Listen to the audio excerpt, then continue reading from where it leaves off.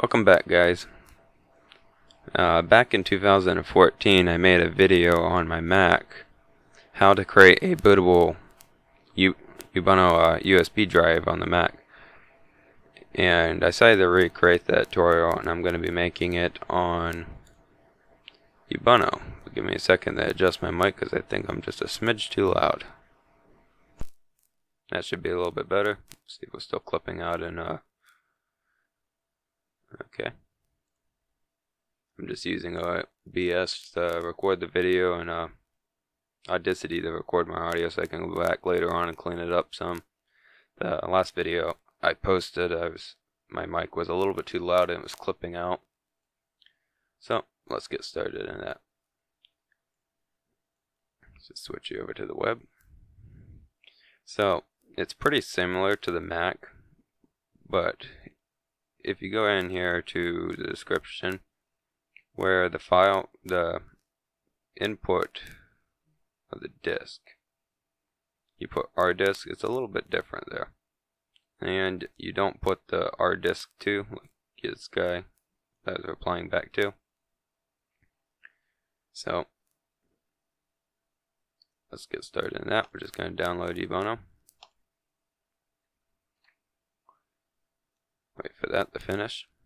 Now some guys were wondering how my internet was this fast. Like I just downloaded a 1.8 gigabyte file in a few seconds.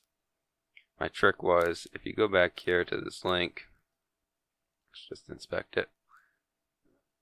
I'm running, this is my computer's internal IP, and I'm running Apache, so I just have the Ubuntu already downloaded to my HTML folder.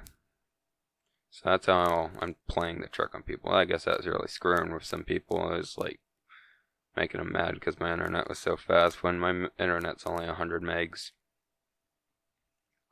So now that we have that downloaded, we don't need that anymore.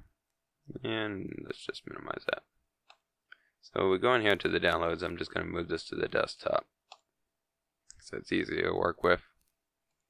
Now I'm going to switch you over to the terminal. One way I like to do this is get the DEV/ whatever disk you want to write to. Is like I like gparted. So we're just going to install that because I don't have that installed on this computer. This was not rehearsed at all, so bear with me. Oops.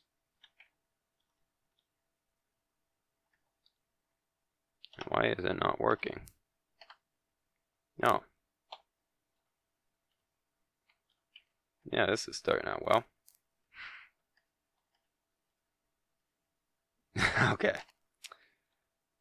The stress is on. So the one we'll want to install is this one right here, gparted. You can do this from your software center. I just haven't really opened that thing in since I've ever installed Ubuntu. So I'm just going to install that.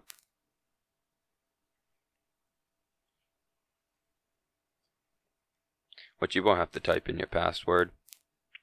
Like if I was to,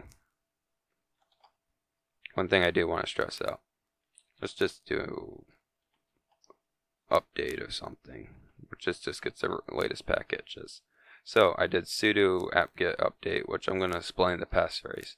Now you see this passphrase right here. I've had probably at least 20 questions on this. I thought I might have included, I haven't watched my Mac video in a long time, but on Mac and Linux, when you type in your password in terminal, it does not show it. Like I could type anything here, hit enter, and it's going to reject it because that wasn't my passphrase. So as I'm going to type in my top secret passphrase, it doesn't display anything. I didn't type my passphrase, right? No, it does not show it. So now that I typed in the correct password, it continues on. I just wanted to stress that because there was a lot of people getting stuck over the passphrase not getting displayed. So they kept typing the passphrase and wasn't getting anywhere. So now we got gparted install. We can just start it. Oh. So you can start it by, oh, yep, needs root privileges. Okay. you can just start gparted by going up here and searching it, but I was already in terminal, so I just started it. So here's my drive I got. You can use any drive that is at least 8 gigabytes. I'd recommend at least 8 gigabytes. USB 2 free. Free is nicer because it's faster. I got a USB free in this case. So now that we got that, we're just going, I already got that terminal, tab use, so we're just going to cd to desktop. Zoom in here. So we're just going to type ls, which shows that the file is on there, so I'm just going to delete this hidden file. Type ls is not there, I don't need that. So now that we have that there, one thing I do like is when Ubuntu, when you hit the tab, I'll just show you an example. Like if we're going to change the permissions, see how the other group here has only read access? You don't have to do this, by the way, to do the drive. I'm just doing this to show you how I'm auto completing stuff. So type chmod and you hit tab because I didn't type it right. That changes ownership, but we want mod.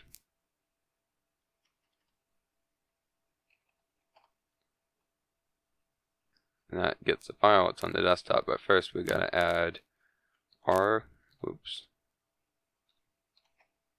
777. So this gives everybody read, write, access privileges to this file. Now if we type the file location in like this, it ain't going to work because we need to put, because we're already in the downloads, right? I mean the desktop. So we need to put ./forward to tell it that we're already in this directory. The files here, just go there. That's what the ./forward stands for. So if we type ls, it would show us the current directory. Now that we go back here, the other group has read and write privileges. I was just showing you the tab feature. A lot of people don't know that if you hit tab in terminal, it'll autocomplete. So now we got that done. Let's start making our drive. Let's switch over to terminal again, and I don't know, but according to OBS, it looks like you can't see the bottom when I'm typing. I don't know. Maybe, hopefully you can see. So you need to start off with sudo. We can't run the dd command and write to the drive. So one thing you can do in Linux is you just type help and it'll give you some variables and give you a brief description of what they do. But we don't need that. So we're going to put bs equals for capital M. The capital M might vary. I don't think it does. I've never had a problem with it. I know on Mac I think it was lowercase. So just if it fails, just try capital M.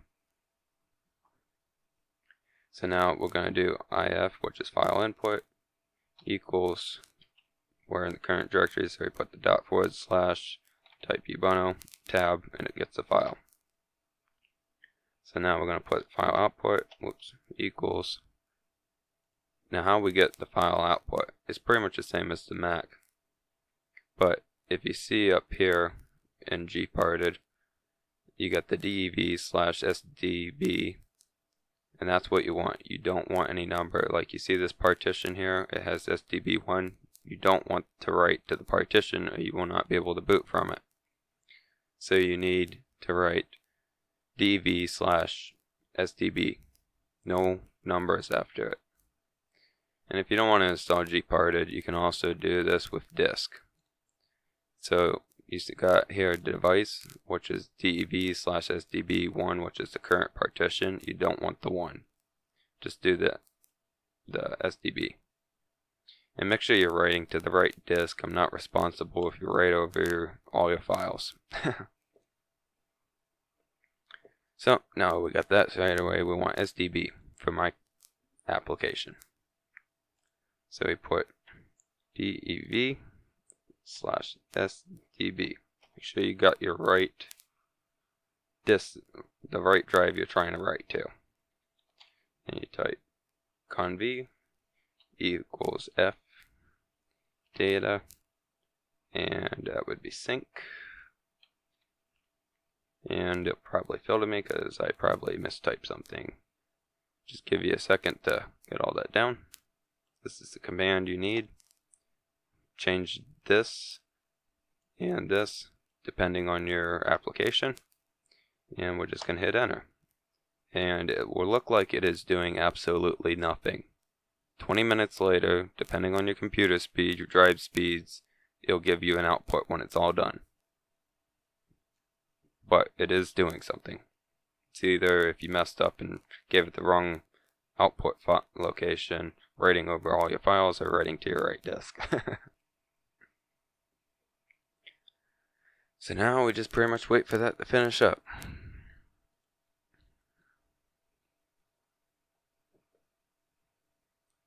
And we wait. Should be fairly fast because I'm doing this on a USB free drive. One thing I like about OBS is you can switch between windows super easy. I love this program. The only bad thing is on Linux I haven't found a screen recording program that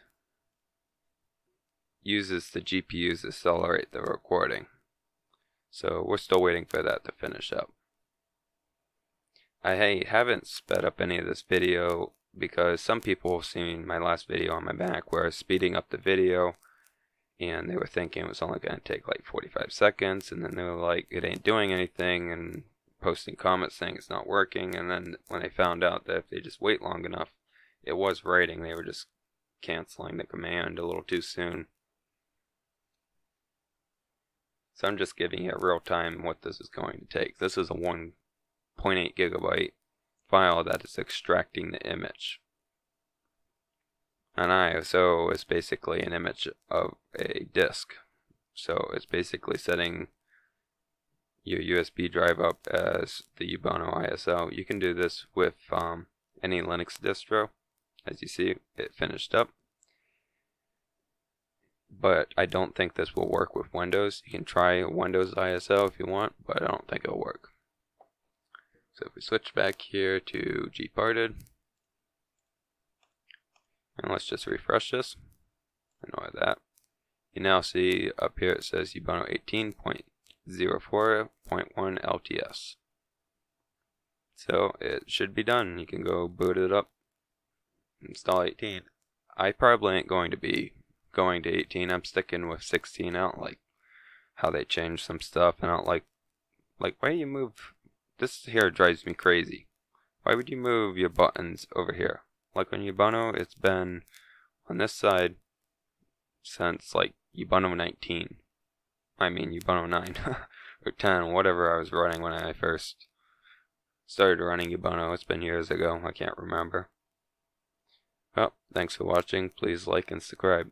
I'm hoping we get at least 1,000 subscribers by the mid of this year. Please subscribe. Trying not to be too pushy though.